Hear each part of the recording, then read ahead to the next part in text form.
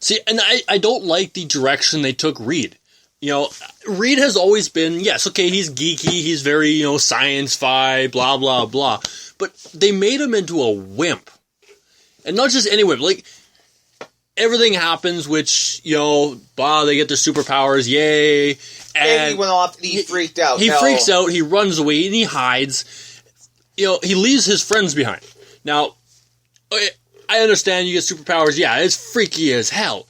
But, you know, when you turn around and say to your friend, I will fix this, I will come back, and what, 5 years? 7 years? It was a year later. It was a year later. And here's the thing. Why didn't he come back? Because he still hadn't figured out how to fix the problem. But see, that's the thing, though. They made him into this whiny little, you know, hider, and that's not who Reed is. That's never been who Reed is. That I didn't actually have a problem with. I didn't have a problem with any of that. I didn't have a problem with the fact that, you know, Ben, you know, Grimm, you know, at this point it's the Thing, and Sue Storm are both angry at him for abandoning him, because the kid freaks out. His best friend has been turned into a pile of rocks, and he realizes, you know, and he's freaking out because he doesn't know whether the people that have captured them are, you know, good guys or they're bad guys, doesn't know what they're going to do to him, so he takes off. Yeah. You know, it almost seemed like with Johnny Storm, especially Johnny Storm, and, you know, a little bit with Ben, they were kind of turning them into the bad characters. You know, and I understand, you know, in any of these Fantastic Four movies, they are weapons. Yes. Yes, and but they've never been treated as such until this movie.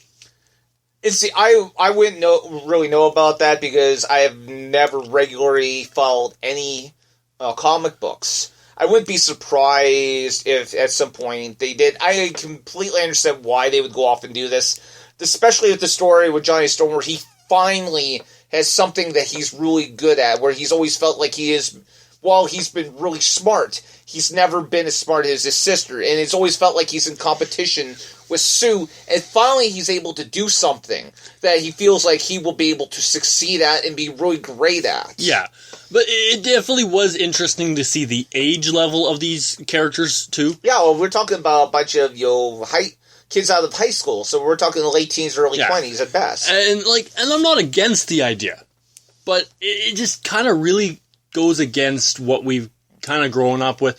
And obviously we should be used to the fact now they changed the color of the characters, which is whatever. They changed the storyline of, you know, Sue and Johnny, you know, now they're adopted.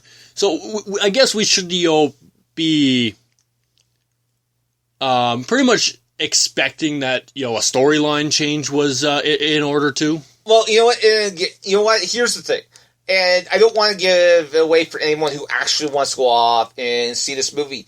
I actually download it. Don't go to the theater. Yeah, I would definitely. It's downloadable. Don't go off and go see this POS. But if you don't watch it, you're not missing much. No, but the thing is, I was encouraged. I kind of liked the direction they went at the very end of the movie.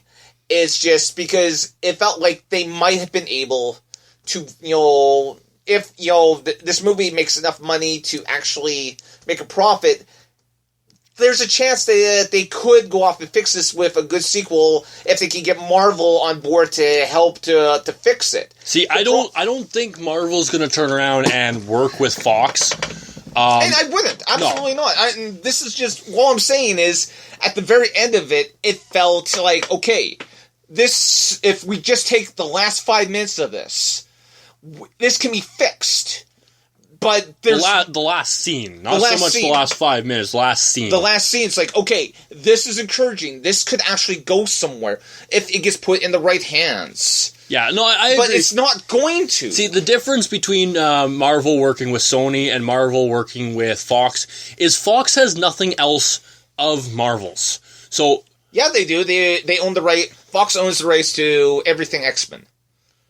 So that we're talking Gambit. Yeah, we're talking about X-Men. We're talking about. They're not making a mockery of those. Well, they might be making a mockery of Gambit. We haven't even talked about the elephant in the room here, and that is the treatment of Doctor Doom.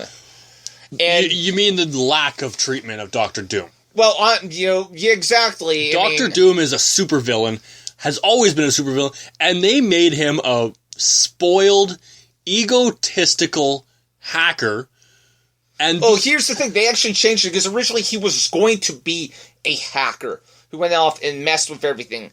And I I had no real problems with Toby Kebbell, leading up to, the incident that caused all 5 of them to get their powers. I had no problem with it. Is when we get reintroduced to him later on in the movie and how he's sort of become fused with his environmental suit. Which looked ugly. Instead of wearing a mask that would cover his disfigured face, it's now the mask is his face, and it's just.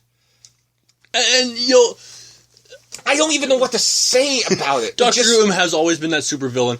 I found that they spent way too much time, with the movie, doing the bringing up of Reed and, the storyline of all that. And they should have spent more time with Dr. Doom, because Dr. Doom has this ability to be this very well-respected villain. He's always been my favorite villain, to be honest, of any of them.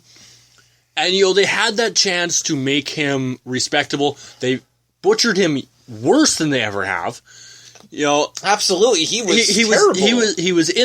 He was out way too quick. And you know what? Again, I didn't have a problem necessarily with the fight sequence. In fact, when you would get to see, Doctor Doom's level of powers, I actually thought that was probably, to me, the highlight of the entire movie. Not necessarily with his appearance, but with everything that he went off and, how he goes through, and he pretty much massacres the whole, everyone within the base, I thought was pretty cool. But see, at the same point, though, with the amount of powers he has, and he has some magnificent powers. Absolutely. In this movie, the fight scene was over too fast. There was not enough of a fight by Dr. Doom. He rolled over. I don't know. I mean, it took all 4 of them, and if you watch that back and watch the first several minutes, he's kicking their butts individually, and it's only when they finally get their act together and team together that they're able to beat him, and they don't even necessarily beat him at once, right away. It's still, even when they put their powers together, they have to go off and try to strategically get him in place, and still are taking a pounding until they finally get it right. They had that opportunity, though, to make it last, to make it drawn out. I'm sorry, they just fell flat on Dr. Doom. And that's on the whole thing. And here's the thing, and I'm going to completely argue with you. I honestly thought that the whole fight sequence, I didn't have a problem with that. Again, as far as I can recall, that was a much longer, pulled out sequence than what they did, with Doctor Doom and in the previous versions of, the movies, the last 2 movies that came out. So I didn't have a problem with that. I did not like the look of them. It was funny because afterwards, a lot of people went on, Twitter and Facebook and, just social media, period, and went off and took pictures of, the actor who plays Apocalypse and said, "Fix him now," because everyone was criticizing how badly Doctor Doom looked. Yes, I agree. And absolutely, they made him worse. Apocalypse, honestly, he looks like a villain out of the Mighty Morphin Power Rangers. Yeah. That's just absolutely terrible. So there were talks about a sequel for the Fantastic Four. If we're going to believe rumors, which lately a lot of rumors have been kind of up and down, I hope this rumor is true, but it sounds like Fox will not be doing a sequel. Absolutely. The rumor is going that they're actually going to make a sequel. Make a sequel for Deadpool in its place. And we saw there should have been there should be already planned for a sequel for Deadpool in the first place. Well, here's the thing. At least in the theater we were in, we saw a trailer for Deadpool. A very child-friendly. Well, it was definitely because, we've seen the rated R version of this. Which is what the movie is going to be. And they went off and made it, at the very least, it was like PG-13, if not PG. Yeah, it was very mild, but it was mild. You knew what he was talking about. Because we went off and there was, having seen the original trailer, we knew where they went off and changed what was being said to go off and make it more family-friendly for this set of movies and everything. And honestly, that 3-minute trailer was better than the whole Fantastic Four movie. No, just watching Deadpool appear in the first place was better than the entire Fantastic Four movie. Absolutely agree. And here's the thing.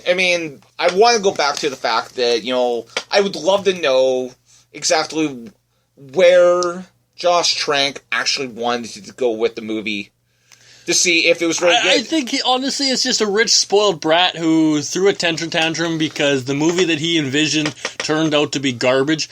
And, he has this idea that if he turns around and said he had, a different plan, that people will not turn against him.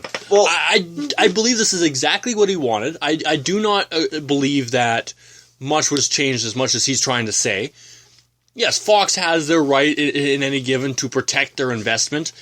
And, obviously if you look at the previous Fantastic Fours, that investment's been pretty much brutalized. Well, here's the thing. Just the simple fact that this was better than this. Far worse than Fantastic Four.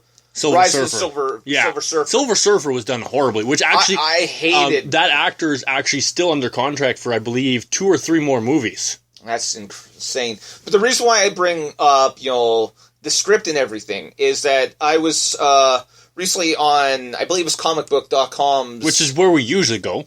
Yeah, they're honestly, they're a really good source for us. And they went off and brought up 6 movies, and I won't go through the whole list, but 6 movies that start when they first were visualized were going to be completely awesome. But because of one thing or another, they absolutely just sucked. And I won't bring up everything, but the one that... Green Lantern? No, nothing to do with Green Lantern. Some of the movies that were on this list were The Godfather Part 3, because one actor was wouldn't sign on because they wouldn't give him the money that he believed he deserved. He didn't sign, so they had to go off and completely change it. Francis Ford Coppola was he was so angry about it because he had a vision for the end of that movie. How that movie should have went in, but without this actor, it wasn't going to go where he wanted to go. But the one that really sticks on my mind off this list was X-Men 3: The Last Stand. Oh, God. Originally, this was going to be a movie about the Dark Phoenix saga. Which, if you are a fanboy, you are geeking out just hearing that. I know that I am geeking out just saying it. Our whole show has been us geeking out. But what happened was that director Bryan Singer was offered the part to direct Superman Returns. So he left to do Superman Returns. He took one of the writers with him, and he also took James Marsden, who went off and played Cyclops in the original X-Men movies. So they had so Fox, freaking out, decided they needed to go off and get this movie out before Superman Returns came out. So they killed off Cyclops in the movie, and then they went a completely different direction with the movie. So we aren't going to be able to get to see the movie that could have been epically the greatest, comic book movie of all time. And we were stuck with two mediocre movies, Superman Returns and Last Stand. See, I don't care how great The Last Stand could have been. Nothing will ever be better than Deadpool coming out. And I'm talking about before. I'm not talking about the future. Deadpool, to me, looks like it could be the greatest comic book movie ever. It will be the greatest. It doesn't matter how they do it. You got Ryan Reynolds, who pretty much lives, breathes, and believes in Deadpool. He's already. If you look at the trailer, and honestly, if you haven't, please check it out. You're gonna love it. Don't let your kids see it. Unless it's the version that has been okayed for all viewers. Yes. But anyways, he makes a joke about how he played as Green Lantern. All he says is, so don't make the suit green or animated. Yeah, which is a complete dig at it. And of course, again, that's like breaking down the fourth wall.